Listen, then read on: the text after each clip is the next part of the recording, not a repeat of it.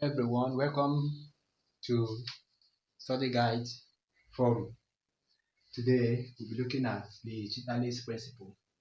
And the chatelier principle try to explain what happened in equilibrium of a system. But before I go ahead, I want to encourage you to make sure you subscribe if you have not, and I want you to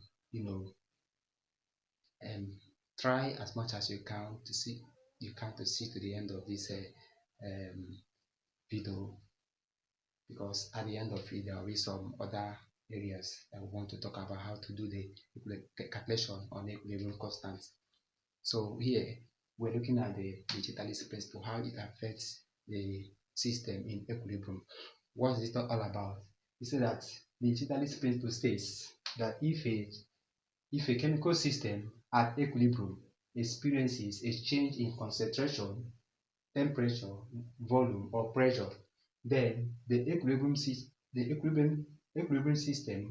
or equilibrium shift partly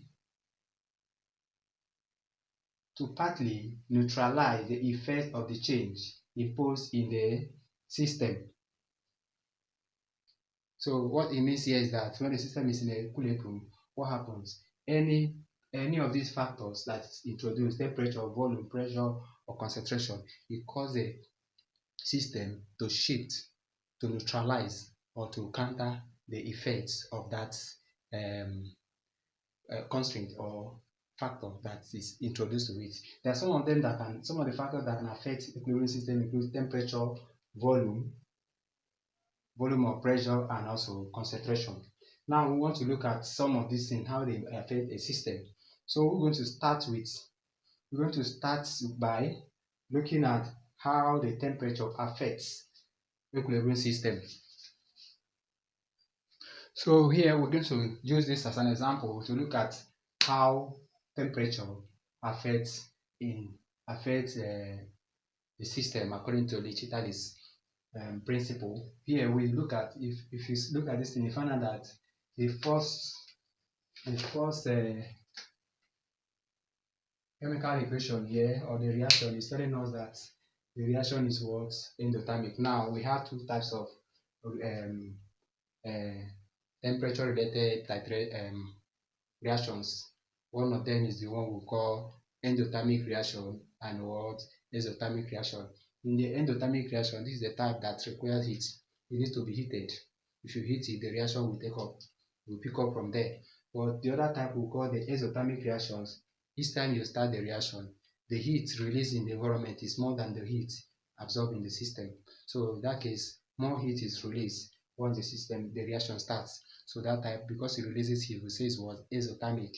While the one that always accept absorb heat from the environment, that means require heating, is the one we call endothermic, because more heat is always required. So most of them will even continue to heat them until the end of the chemical reaction. Those ones are the one we call endothermic. So in these two chemical reactions we have here, you have the first one is endothermic, in the sense that the heat required here is positive, while the second one here is exothermic, because heat required is what? Negative. So in this case, when you look at this, these are the two systems they are all what? In equilibrium. In this system, for this reaction, the forward reaction, if the temperature here, since this one is endothermic, if the temperature of this reactant is increased, what happens is that the reaction will move forward, favoring the production of more nitrates to oxide. So in this case, if you want the reaction to go, effect of temperature, if you drop the temperature here, if the temperature of the system is reduced, what happens is that this one will, the reaction will start from here, moving to the backward, giving us a backward reaction in the sense that in this case now, more of the reactants will be produced. So this is what digitalization means. So this is how the system try to alter or neutralize um, the effect of what? Temperature in an endothermic reaction.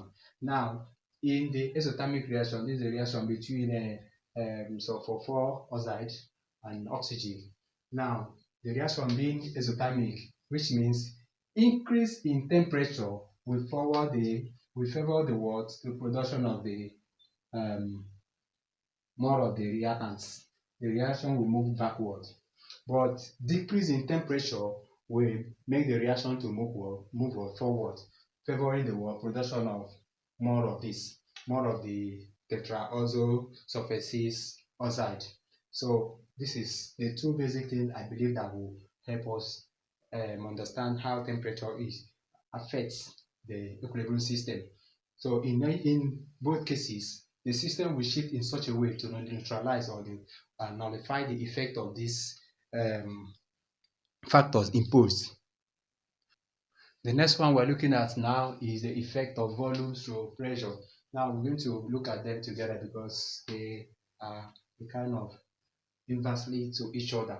So when we look at this chemical equation, the three chemical equations we have here, it will also it will send some message to us. So if you look at this, you find out that in this one, in the first reaction, we have a we have one we have a 2 moles here, and then this other place is 1 mole and 2 moles at the end of it. When you sum of the moles we have here is what 3. 2 plus 1 will give us 3. That means we can also look at it in terms of volume. The volume, we can look at it in terms of volume, which means we can say that 3 volumes, the volume of the reactants, they understand the volume of the reactants is what, of the reactants here is what 3. Now, the volume of the products is what 2. In that case, knowing that volume is always inversely proportional to pressure, that means since the volume here is increased, it means that increase in volume will favor the forward reaction. Since the volume here is reduced, it means that decrease in volume will favor what? Backward reaction. Then the other way around, increase in volume means that decrease in what? Pressure. So in that case, since the volume is increased here, it means that the volume pressure is what? Decreased. That means in the other way around, decrease in pressure will favor what? The forward reaction. Why here volume is decreased, meaning that pressure is what? High, which means increase in pressure here will also give us more of the reactants. So the same thing applicable to the second one. We have 1 mole, 3 moles, and what? 2 moles, which means 4 moles, or we can say now volume, 4 volume of the reactants will give us 2 volume of the product. In this case again, we find out that increase in volume will favor what? The forward reaction, production of more of ammonia, while decrease in volume will favor the production of nitrogen and hydrogen as the reactants. So in this case again, decrease in volume here will favor the what? Forward reaction, while increase in volume will favor the backward reaction. Now, coming back to this place, we have 1, 1, and 2. In the case like this, the total volume here we have 2, and here we have 2.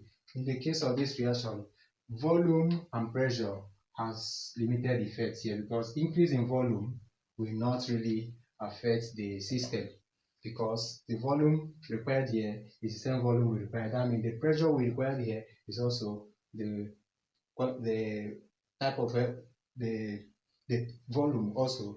I mean the pressure that we also required in this other case. So in this case, in this one now, volume and pressure does not necessarily play a very important role since there is no change, no visible change in the volume or the pressure of the system that remains the same. That means everything needs to be constant for this reaction to take place. All right. Now we're going to go into the concentration.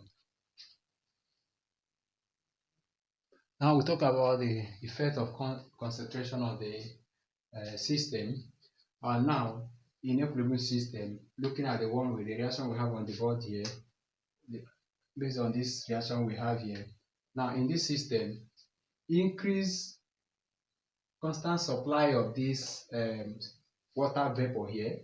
Constant supply of water vapor will favor the what? Forward reaction. Will make the reaction to move what? Forward.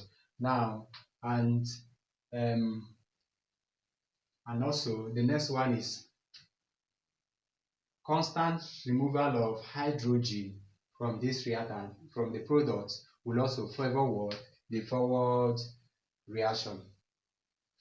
will favor the what? Forward reaction. Now, removal of removal of steam will make the reaction system to shift to the left, that is increase in the reactants. The more you remove this from the system, the more of these ones are produced. The more you add this to the system, the more of this is produced. And the more you add this to this, the more the reaction move towards the what? To the towards the right. While each of these, any of them you remove constantly, will cause the system to move towards the what? Towards the towards the reactants. All right, these are some of the ways of really looking at that legislative principle, trying to help us understand what happened in equilibrium system. So in our next video that's coming up, we're going to learn how to do some of the calculations involving the equilibrium constant and some other basic things we really need to know. Thank you so much for staying to this point. I will always like to repeat to you, please remember to subscribe if you have not, share and like, and I would like to look at your comments, read your comments. All right, thank you so much.